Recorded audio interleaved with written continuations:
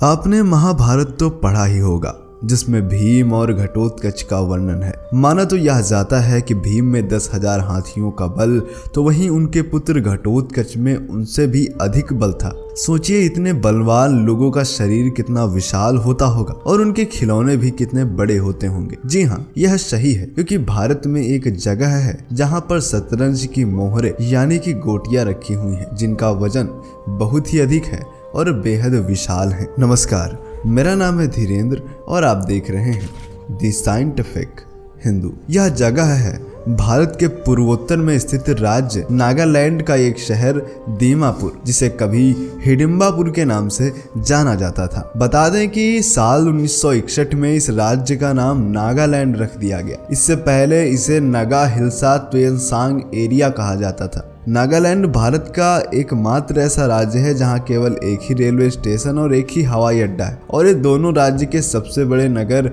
दीमापुर में है। दीमापुर को नागालैंड का प्रवेश द्वार माना जाता है। मित्रों, इस जगह महाभारत काल में हिडिंब राक्षस और उसकी बहन हिडिंबा रहा करते थे।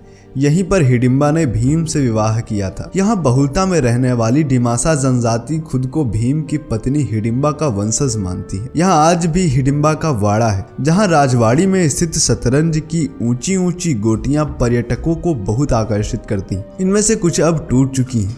यहाँ के निवासियों की मान्यता है कि इन गोटियों से भीम और उनके पुत्र घटोत्कच शतरंज खेलते थे।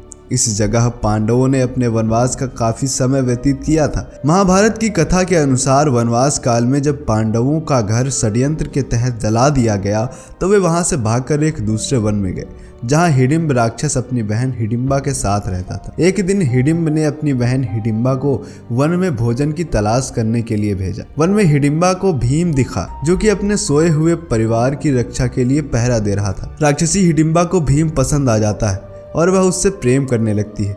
इस कारण वह उन सबको जीवित छोड़कर वापस आ जाती। लेकिन यह बात उसके भाई हिडिंब को पसंद नहीं आती और वह पांडवों पर हमला कर देता है। लड़ाई में हिडिंब भीम के हाथों मारा जाता है। हिडिंब के मरने के बाद वे लोग वहां से प्रस्थान करने लगे। इस पर हिडिंबा पांडवों की माता कुंती के चरणों में गिरकर प्रार्थना करने लगी। उसने कहा, हे माता, मैंने आपके पुत्र भीम को अपने पति के रूप में स्वीकार कर लिया है। आप लोग मुझे कृपा करके स्वीकार कर लीजिए। यदि आप लोगों ने मुझे स्वीकार नहीं किया तो मैं इसी क्षण अपने प्राणों का त्याग कर दूंगी। हिडिंबा के हृदय में भीम के प्रति प्रबल प्रेम की भावना देख युधिष्ठिर बोले, हिडिंबे, मैं तुम्हें अपने भाई को सौंपता हूँ, किंतु यह केवल दिन में तुम्हारे साथ रहा करेगा और रात्रि में हम लोगों के साथ रहा करेगा। हिडिंबा इसके लिए तैयार हो गई और भीमसेन के साथ आनंद पूर्वक जीवन व्यतीत करने लगी। 1 वर्ष व्यतीत होने पर हिडिंबा का पुत्र उत्पन्न हुआ। उत्पन्न होते समय उसके सिर पर केस न होने के कारण उसका नाम घटोत्कच रखा गया। वह अत्यंत मायावी निकला और जन्म लेते ही बड़ा हो गया। हिडिंबा ने अपने पुत्र को पांडवों के पास ले जाकर कहा, यह आपके भाई की संतान है, अतः यह आप लोगों की सेवा के लिए हमेशा तत्पर रहेगा। इतना कहकर हिडिंबा वहां से चली गई।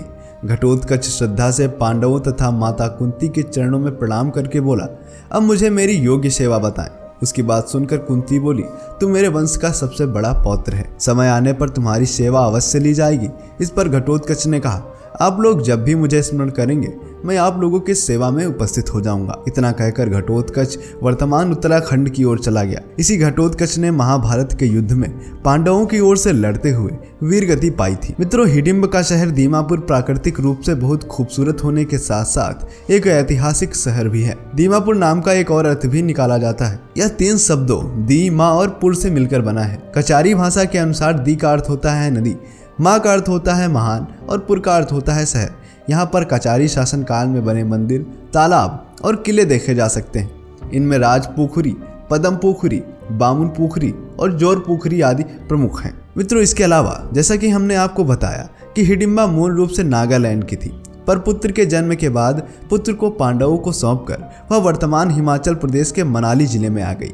कहते हैं इस स्थान पर उनका राक्षसी योनि से दैवीय योनि में रूपांतरण हुआ था। मनाली में ही देवी हिडिंबा का एक मंदिर बना हुआ है, जो कि कला की दृष्टि से बहुत ही उत्कृष्ट है। मंदिर के भीतर एक प्राकृतिक चट्टान है जिसे देवी का स्थान माना जाता है। इसी चट्टान पर देवी हिडिंबा के पैरों के विशाल चिन्ह भी मौजूद हैं। चट्टान को स्थानीय बोली में ढूंग कहते हैं, इसीलिए देवी को ढूंगरी देवी भी कहा जाता है। देवी को ग्राम देवी के रूप में पूजा जाता है। इस चट्टान के ऊपर लकड़ी के मंदिर का निर्माण 1553 में किया गया था। तो मित्रों, आपको आज का वीडियो वीडियो कैसा लगा कमेंट करके बताएं। ऐसे ही वीडियो और पाना चाहते हैं तो सब्सक्राइब करें द साइंटिफिक हिंदू को। जय हिंद, जय भारत, वंदे मातरम।